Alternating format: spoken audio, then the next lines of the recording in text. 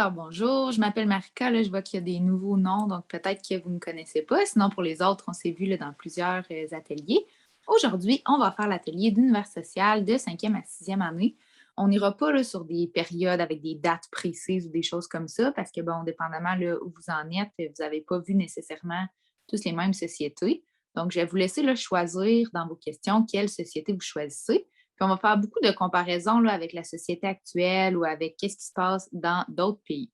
Donc, vous allez vraiment pouvoir choisir tout au long. Puis, si jamais là, vous n'avez pas encore fait d'univers social cette année ou vous en avez fait un petit peu moins là, l'année passée, là, bon, avec la situation qu'il y a eu, des fois, c'est une matière là, qui a un petit peu pris le bord, si on veut, pour se concentrer sur le français et les mathématiques. Il n'y a pas de problème. Vous pourrez choisir là, des sociétés que vous avez vues en 3e ou 4e année sans problème.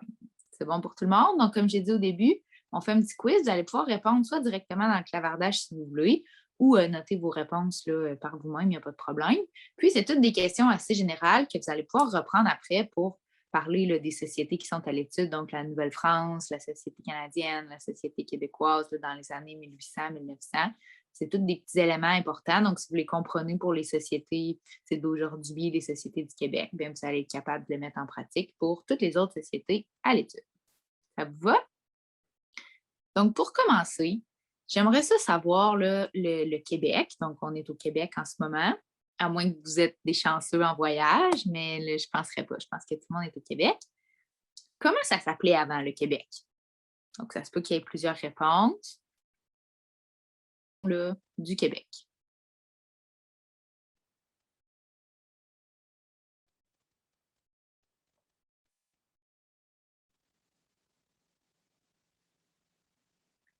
Puis quand c'est répondu, tu sais, je vais enchaîner quand même, là, mais si jamais vous répondez tout de suite, puis ça va bien, vous pouvez comme juste faire le petit icône qui lève la main pour me dire, ou le petit pouce, là, juste pour dire c'est beau, on peut passer à la prochaine question. Puis à la fin, on pourra faire un petit retour.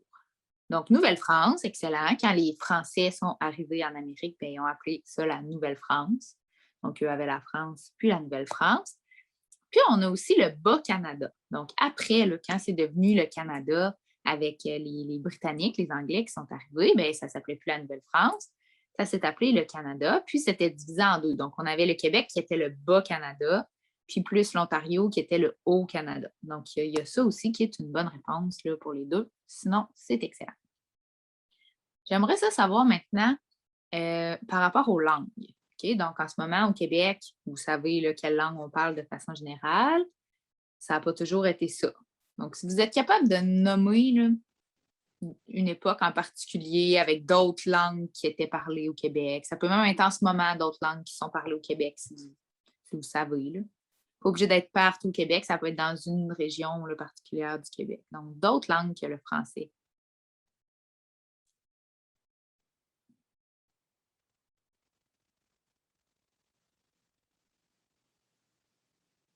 Ça peut remonter à très, très, très loin, là, même avant d'avoir des Français, avant d'avoir des Anglais ici, il y avait des gens là, qui étaient déjà là.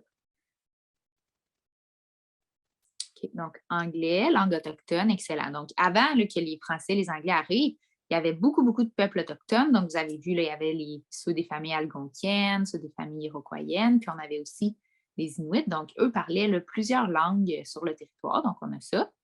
Là, c'est sûr que quand les Français sont arrivés, c'était pas le français d'aujourd'hui là, qu'on parle. Donc, probablement que si vous entendiez là, ce type de français-là, on ne comprendrait pas. Là. C'est des drôles de mots, les verbes s'accordent d'une façon bizarre, c'est pas les mêmes expressions. Donc, on appelle ça l'ancien français qu'on a eu à ce moment-là. Ça, dessus, il y a eu les Anglais, donc il y a eu l'anglais. Puis il y a eu une période même où c'était plus l'anglais là, que le français. Puis ben, maintenant, c'est revenu en majorité le français, mais il y a quand même beaucoup d'anglophones. Puis, dans certaines villes, là, notamment à Montréal, il y a beaucoup d'autres langues aussi, là, donc des gens qui ont immigré au Québec, puis qui parlent leur langue. Là. Il y a beaucoup d'Italiens, il y a des gens qui parlent grec, des gens qui parlent russe, des gens qui parlent japonais. Donc, on a un petit peu de tout. Puis ça, c'est le fun parce qu'on peut observer les différences là, entre les différents peuples. Donc, pour la question des langues, je pense qu'on a un petit peu fait le tour. Maintenant, j'aimerais qu'on parle des moyens de transport. OK, là, on va vraiment se concentrer là, sur des anciens moyens de transport. Donc, nommez pas des moyens de transport qui existent encore, vraiment des anciens moyens de transport qu'on avait au Québec. Avant.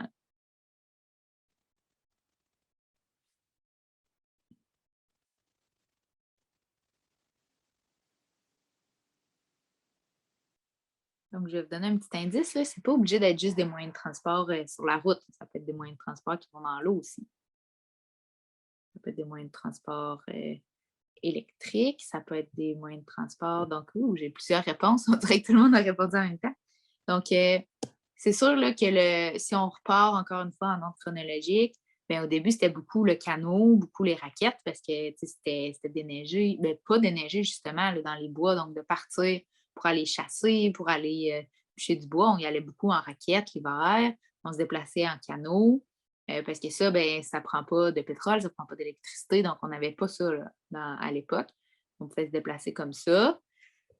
Le cheval aussi, un petit peu plus tard, là, quand les Européens sont arrivés, on a utilisé beaucoup le cheval. Puis, j'ai quelqu'un aussi qui m'a dit là, la charrette, la carriole, donc ça, on pouvait l'accrocher derrière des chevaux. C'est toutes des choses qui existent encore, mais je ne pense pas qu'aujourd'hui, vous allez à l'école en canot ou que vous allez travailler en raquette en passant par le bois, là. Donc, c'est des choses qui existent maintenant comme loisir, mais avant, c'était des moyens de transport là, importants puis qui étaient beaucoup liés aux activités économiques aussi. Donc, on a ça.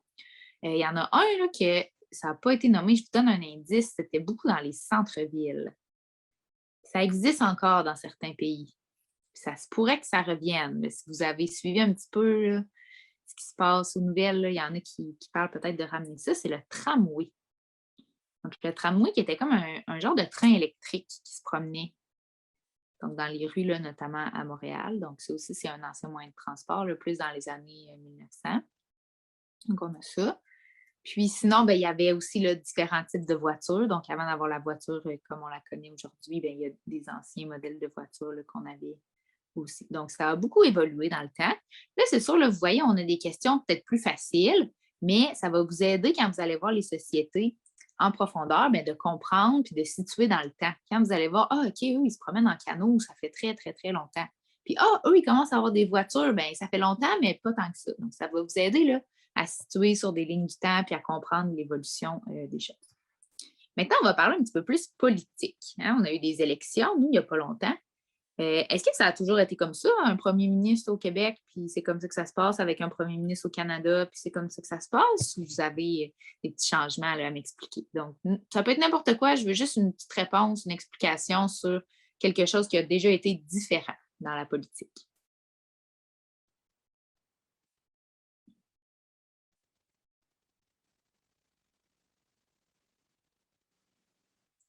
Bon, plusieurs réponses différentes, c'est intéressant. Ça, c'est le fun parce que vous ne pensez pas toutes aux mêmes choses. Fait que ça nous permet là, d'aborder différents sujets. Donc là, premièrement, on a les rois, effectivement. Donc, dans le temps là, de la Nouvelle-France, c'était le roi de France qui venait décider beaucoup de choses. Puis ensuite, bien, on a eu aussi, là, comme quelqu'un vient de me dire, le roi de Grande-Bretagne qui dirigeait quand ça a été la conquête anglaise. Dans ce temps-là, là, il y avait ce qu'on appelait des intendants, des gouverneurs là, qui étaient comme mandatés par le roi de France pour venir diriger en Nouvelle-France. Donc, il y a eu ça aussi. Ça, c'est une excellente réponse. Puis ensuite de ça, là, ça a commencé à être plus la démocratie, donc la Chambre d'Assemblée, les gouverneurs élus, les députés, tout ça. Donc ça, c'est venu là, vraiment après. Fait que si vous êtes capable de comprendre un petit peu l'évolution, tu sais, cinquième année, vous allez le voir beaucoup, là, la Chambre d'Assemblée avec les députés, tout ça, le Haut-Canada, le Bas-Canada, c'est des notions qui s'en viennent. Donc, si vous êtes déjà capable de comprendre un petit peu que ça a rapport à la politique, que ça a rapport aux lois, là, ben, c'est déjà super bon pour vous, ça va vous aider à comprendre. Donc, toutes des belles choses. Là, après ça, bon, là, j'en ai qui sont rendus plus loin, là, qui me disent Chambre des communes et tout ça. Donc, ça, c'est ce qu'on a maintenant. Mais oui, effectivement, c'est l'évolution de la Chambre d'Assemblée. Donc, c'est bon pour ça. Est-ce que vous pourriez dire là, que ça a tout le temps super bien fonctionné, ça, ces systèmes politiques-là? Donc, si oui, parfait. Puis sinon, c'est quoi des problèmes qu'il y avait avec ça, avec les chambres d'assemblée, avec les députés?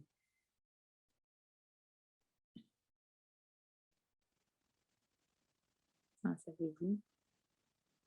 Pensez là, à l'égalité, à la justice. Est-ce qu'il y avait des choses qui n'étaient pas égales pour tout le monde?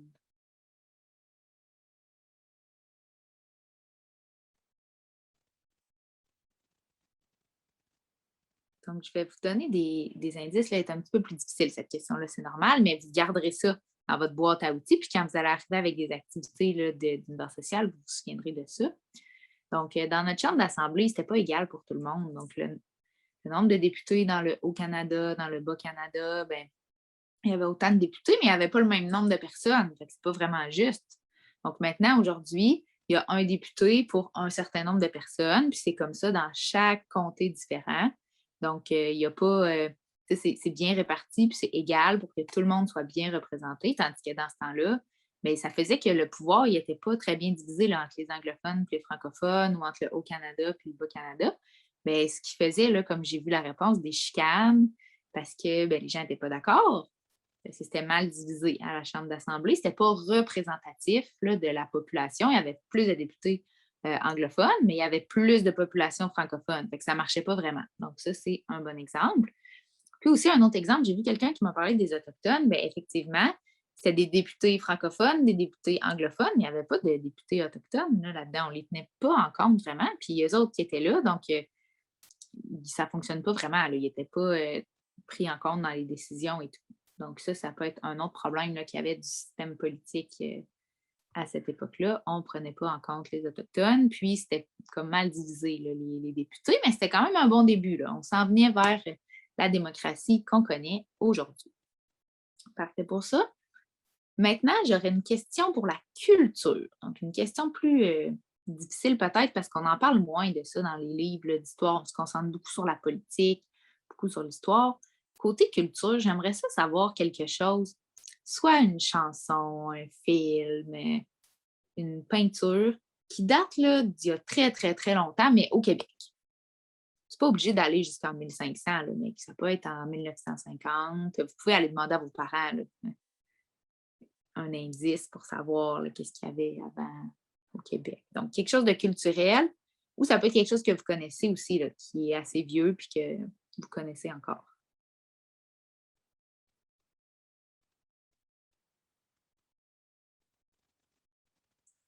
Pas obligé non plus d'être quelque chose de précis, là, pas obligé d'arriver avec un titre de chanson précis. Ça peut être un style de musique, ça peut être une façon de faire de la musique. Donc ici, là, j'ai les instruments traditionnels autochtones, ça c'est bon, ça fait très, très, très longtemps, mais oui, donc eux, ils faisaient de la musique comme ça fonctionne.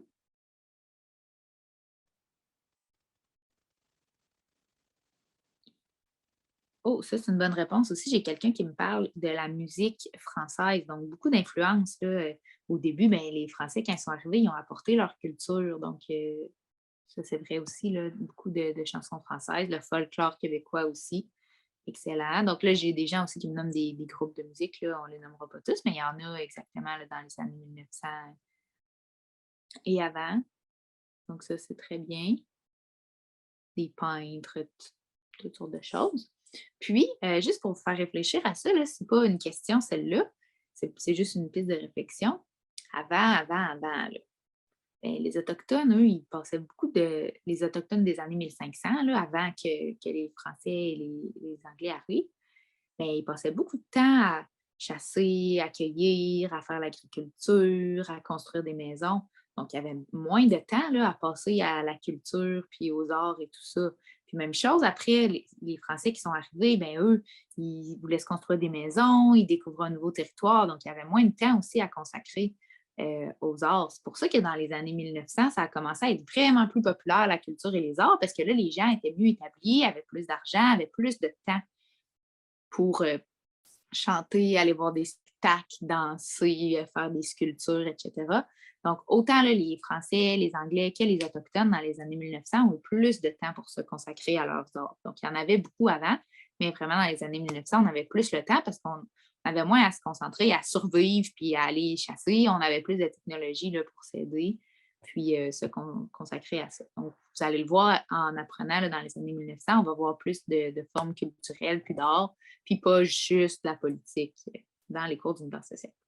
Donc, j'espère que vous avez apprécié le petit quiz, que ça vous a fait là, revoir certaines notions clés. On n'est pas allé rien de poussé, pas dans des dates, juste pour revenir tranquillement. Puis, quand on en fera d'autres quiz d'univers social au fil de l'année, bien là, on pourra aller peut-être plus précisément là, dans certaines sociétés ou dans certaines époques. Donc, si vous êtes capable là, toujours de faire comme on a fait aujourd'hui, un petit peu de comparer avec aujourd'hui, de voir c'est quoi qu'il y avait ailleurs, de prendre aujourd'hui, de voir c'est quoi qu'il y avait dans d'autres époques, etc. Là, ça peut vraiment vous aider. Ça semble banal, mais ça va vraiment vous aider à bien comprendre les autres sociétés que vous étudiez si vous êtes capable de faire des parallèles avec votre vie à vous. Donc, vous pouvez le faire ça dans des discussions avec les parents, avec les frères et sœurs. Puis, ça va vraiment vous aider là, pour l'univers social. La semaine prochaine, on fait des activités de sciences toute la semaine. Donc, pour vous, les 5-6, ça va être encore le jeudi à 14 heures. On va faire une expérience scientifique. Le matériel va vous être annoncé là, d'avance si jamais vous avez besoin de quelque chose en particulier, mais c'est toutes des choses qu'on a à la maison, là, donc pas besoin de rien acheter pour ça. Puis, si jamais vous voulez assister aux expériences scientifiques là, de troisième, quatrième année, il n'y a pas de problème. C'est sûr que c'est des choses peut-être que vous savez déjà ou que vous avez déjà fait, mais c'est vraiment libre à vous là, si vous voulez y assister. Puis, même celles des plus jeunes, vous pouvez venir puis essayer là, justement de comprendre l'expérience avant que moi j'explique les consignes, puis être capable de plus comprendre, de pousser un petit peu plus loin que ce qu'on va faire avec les petits. Donc, je vous laisse là-dessus. Je vais rester quelques temps si jamais il y en a qui ont des questions. Puis sinon, passez une belle fin de journée puis une belle fin de semaine.